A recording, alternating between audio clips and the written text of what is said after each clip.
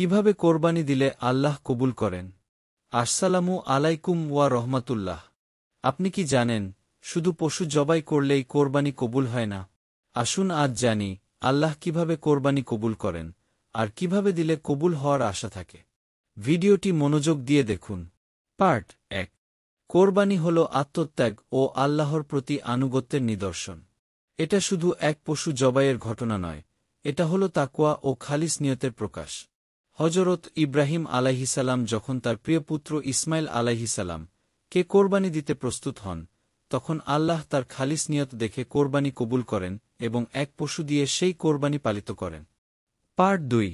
আল্লাহ বলেন, তাদের গোশত ও রক্ত আল্লাহর কাছে পৌঁছে না, বরং তার কাছে পৌঁছে তোমাদের তাকওয়া।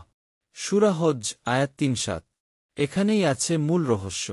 আল্লাহ কোরবানি কবুল করেন যদি নিয়ত হয় খাঁটি, শুধু আল্লাহর জন্য। তাকওয়া থাকে অন্তরে। পশুটি হয় নির্দোষ ও নির্ধারিত বয়সের। জবাইয়ের সময় বলা হয়, বিসমিল্লাহি আল্লাহু আকবার। রিয়া বা লোক দেখানোর উদ্দেশ্য না থাকে। মাংস গরিব ও আত্মীয়দের মাঝে বিতরণ করা হয়। নিজের গর্ব, অহংকার, গীবত, হিংসা থেকেও নিজেকে কোরবানি করা হয়। পার্ট 3। অনেকে শুধু দামি পশু কিনে, ছবি তুলে, লোক দেখিয়ে কোরবানি করেন।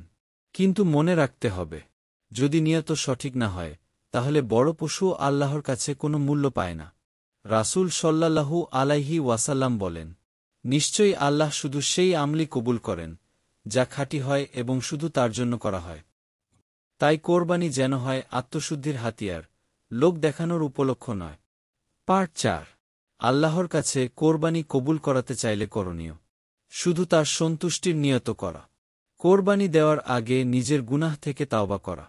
গরিবদের হক আদায় করা। পশুর সঙ্গে সঙ্গে নিজের হিংসা, অহংকার, লোভকেও কোরবানি দেওয়া। এভাবেই আমরা কোরবানির মাধ্যমে শুধু গোশতই নয়, আমাদের অন্তরের পশুত্বকেও জবাই করতে পারব।